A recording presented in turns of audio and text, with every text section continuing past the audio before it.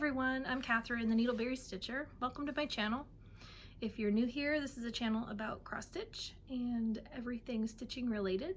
And if you're returning, welcome back. I hope that you are interested in seeing what I've been working on. It hasn't been too long since I've done a video, but I have a little bit of progress to show. So I thought I would do that today. Let's see, it's Tuesday. I think it's July the 19th. Let me check. Nope, it's Tuesday, July the 18th, 2023. I've been working on a couple of projects. I have 2 new starts. Surprise. I just seem to be in a new start groove lately. It just seems to be whatever calls to me, and I felt like doing a couple of new starts.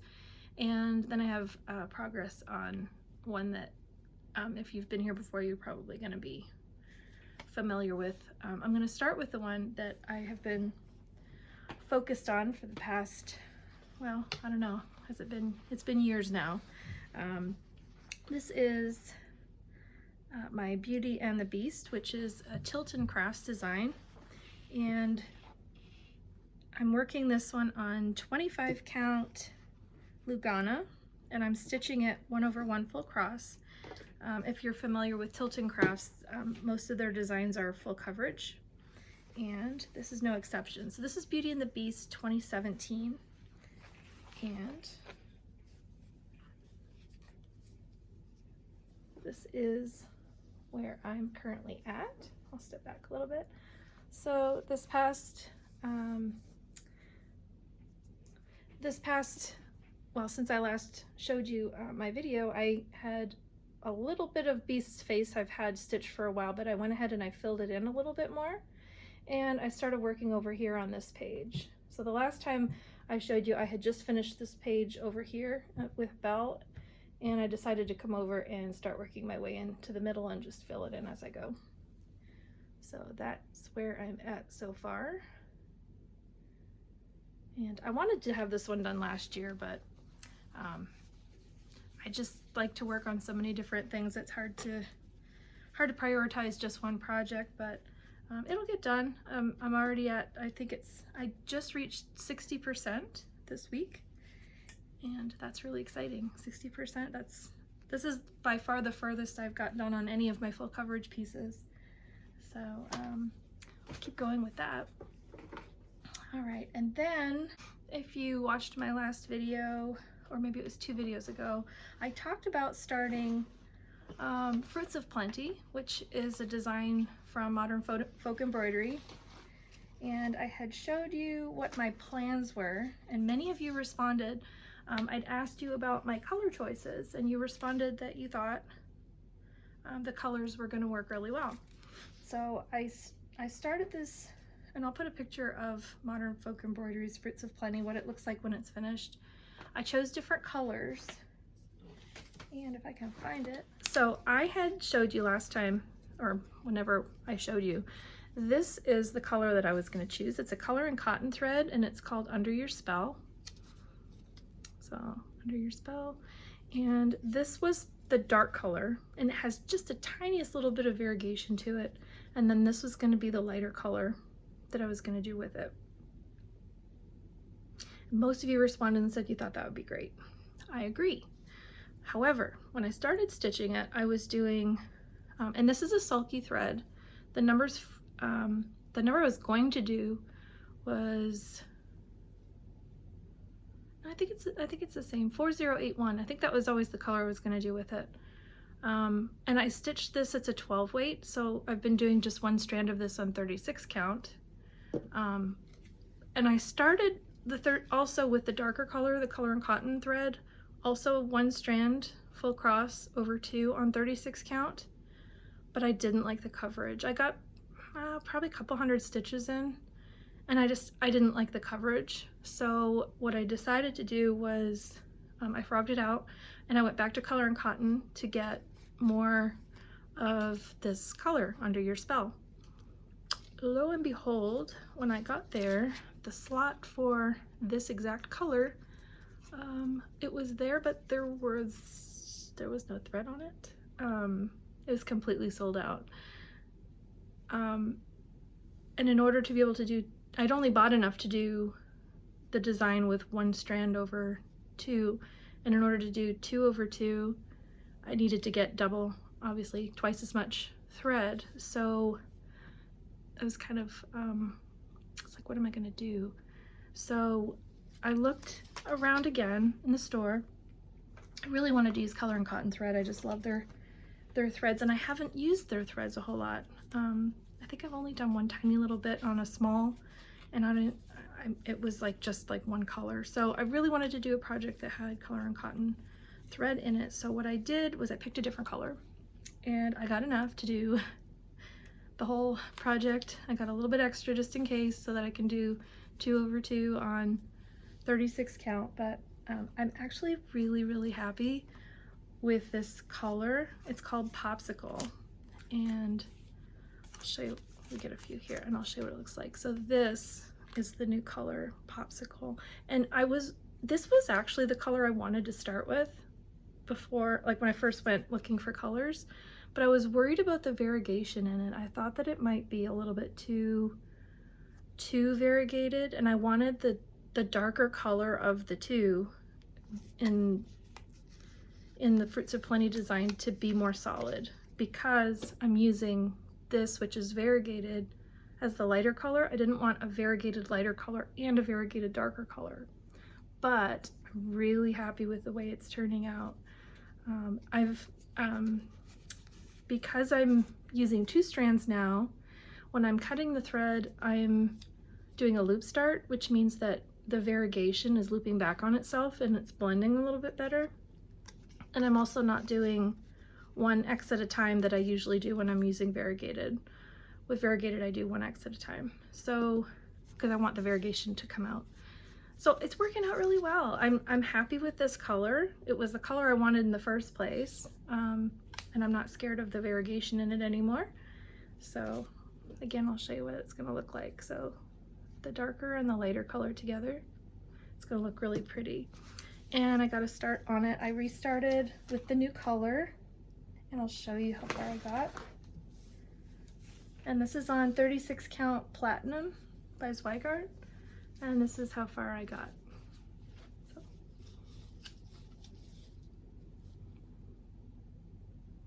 I don't have a lot of the variegated color in there yet, but you can see the lighter color in that stripe and in the flowers.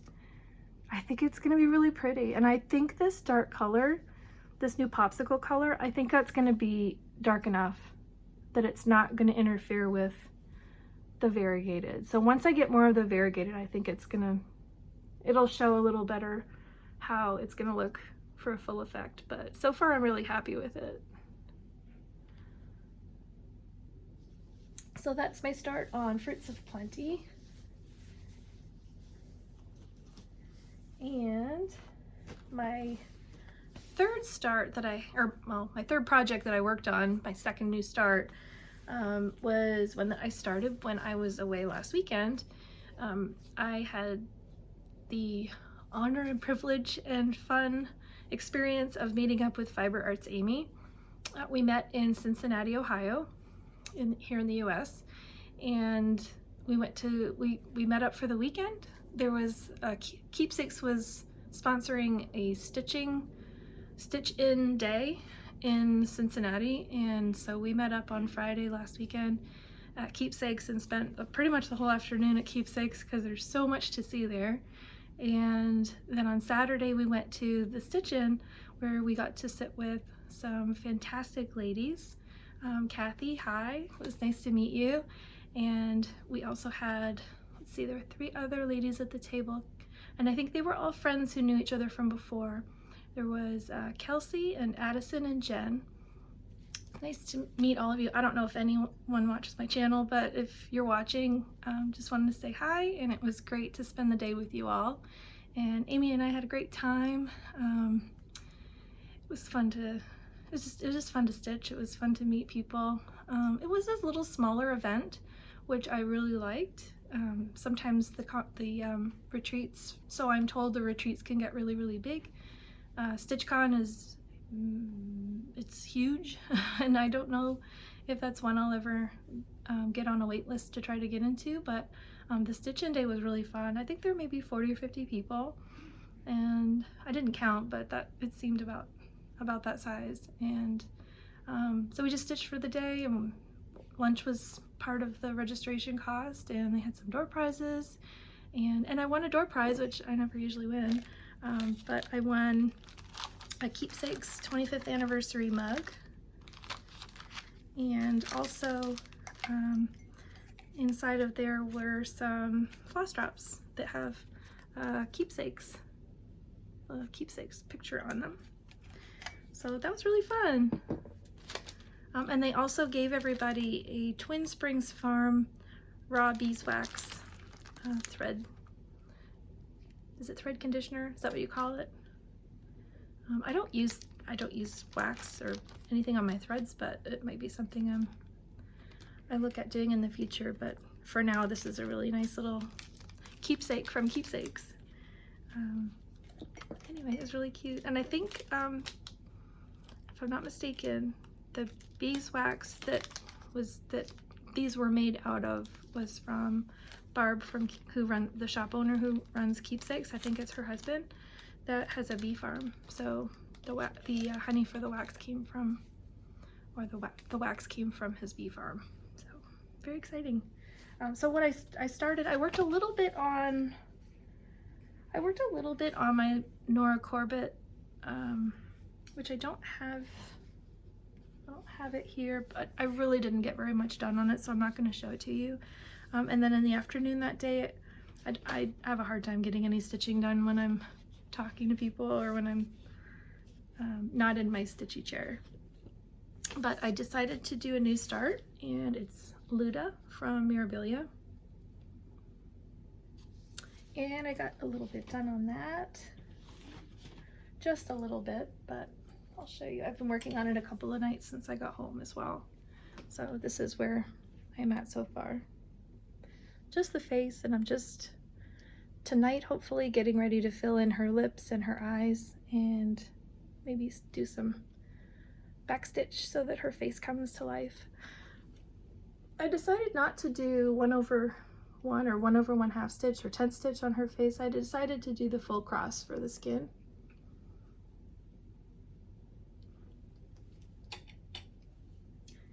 And I think that's it. That's all my progress so far. Trying to think if there's anything else to update on. I don't think so. Again, it was really fun to meet Amy again in person. I got to meet her the first time in person at Stitch North back in May, and yeah, it was really nice that Cincinnati's about halfway in between both of us, so we were able to meet up. Oh, one thing that I'm really excited about, that Amy, she brought me some fabrics. She gifted me some fabrics, and she was so sweet. She also gave me some supplies to learn how to do English paper piecing. I've always wanted to learn to do that, and then I knew that I know that like she's got her videos where she talks about it and she shows it. She's got several quilts that she's worked on where she's doing English paper piecing, but she was so sweet. She took the time. Not only did she bring me all the supplies to learn to do it, but she took the time to walk me through how to do it while we were away this weekend. So I have a start on my first blocks doing English paper piecing, and I think it's gonna be really fun. It's very portable. You know, you can just like tuck it in a little bag or a little pouch. Like all you need is a glue stick and some, there's these, she gave me these as well. They're the little, I guess these are not octagons, they're six-sided. What do you call something that's six-sided? Anyway, she gave me the little kit so that I could make the quilt blocks, and a needle and thread. She gave me everything I needed to get started. So thank you, Amy. And again, it was really nice to get to meet you and get to know you a little bit better. So thanks for everything. Let me think, what else? I think that's about it. One of you guys watched one of my videos a couple of videos ago. I had showed that I had gotten a kit, And Winter Cabin, I had gotten this off of, I think I got it off of eBay, and I was so excited because I got it, and then it was, you know, pretty decent price. And one of you guys that was watching said, hey, in the comments, like, don't you already have that one? I was like, no, I don't have that one. This is new. I have a different cabin scene. So this is a new one for me. However, yesterday I was cleaning up in my craft room and I was reorganizing some of my Dimensions kits, and lo and behold, I already have this kit, so now I have it twice. Yeah, I did it again. 2 videos ago I had just done a giveaway because I had accidentally bought a Dimensions kit twice, and looks like I've done that again. So I'm not going to do a giveaway in this video, but coming up in the next couple weeks or whenever I film again, looks like I'll be doing a giveaway for my extra copy of Winter Cabin. So be on the lookout for that. And to you know who you are, thank you for the comment and helping me realize that you all know my stash better than I do. So thank you. I guess I could show you, I did get a few patterns. I could show you those that I got while I was at Keepsakes, and they had a trunk show also at Keepsakes during the stitch-in day, and I got a few patterns at that too. They had some designers who were there. They had Little Stitch Girl was one of the designers that had their trunk show, and the other was or one of the others was Hello from Liz Matthews, and I don't have patterns. I didn't previously have patterns from either of those designers. There was a third designer there, but I didn't get any of the of that designer's patterns, and I can't remember who it was. Anyway, I'll tell you what, when you see all the models all stitched up and then the patterns are right next to them that you can go buy them, it's so enabling. Like I normally wouldn't buy a lot of the patterns that I did because it's not that I don't like them, but it's until I saw them stitched in person with the vibrant colors and the beautiful rich fabrics, I just had not considered them before, because I don't know if you guys, sometimes it probably feels the same way, that when you see something stitched up in person, it makes such a big difference. It doesn't often look anything like what's on the cover photo of the pattern, and in most cases it's like 10 times better, and then I end up like, I gotta have that. So I'll show you there were 4 patterns that I got from the trunk show on Saturday from Little Stitch Girl, and it's a series. I don't think the series has a name, but they're little house patterns. So there's Harvest House, Harvest House, and Blossom House, Frost House, and Sunshine House. So I thought each of those looked like they were cute seasonal designs. They look like they would be very quick to stitch. And there's some cute little specialty stitches, lazy daisies, and looks like they'll have some lazy daisies in them. But those are really cute, so might start working on those. And then the other patterns that I got from Hello from Liz Matthews, this was one of them that was there, also stitched up. It was beautiful, and there's a couple of different ways you can stitch it. You can do it like the design in the frame, but you can also do this tree. This model that was stitched and on display was done like this, but it was done on more of a creamy, like a sand colored fabric, or maybe like just like an antique white, and it was just gorgeous. And so I had to have that one. Garden Side Sampler and Tree. And then I got this one, which is called Berry Patch. The colors on the stitched pieces, like the real, like the models that were there on display, were so much more vibrant than what's showing here on the cover. But so there was that one, and My Home in the Garden, which is really pretty. I think there's some people who have been stitching on this. Who's been stitching on this? You guys probably know better than I do. Really pretty. And then the last one from Hello from Liz Matthews is Forget Me Not. All of these were so pretty that were on display. And then on Friday when I was at Keepsakes, I got some patterns. I also got a couple of spools of Kordek, but I did get some patterns as well. So this one was stitched up and was model stitched. It's from Little House Needleworks, and it's called Little House Neighborhood. That's what it looks like. But the model at Keepsakes was so cute. They had replaced the little squirrels up here with sheep, just like the ones here. And then they had replaced these words down here and hearts with a whole field full of sheep. So I took a picture of the model because I thought that would be really cute to replace the sheep like they did. I just love sheep. Which you'll be able to tell from the next one, which is Heart in Hand. It's called Patchwork Sheep. That one's really cute. I'll turn it so you can see right side up. Count your blessings, stitch them one by one. Really cute. And the last one that I got was also Little House Needleworks, called Traveling Stitcher. It says, wherever I go, whatever I do, I'm never alone, my stitching comes to. It's really, really cute.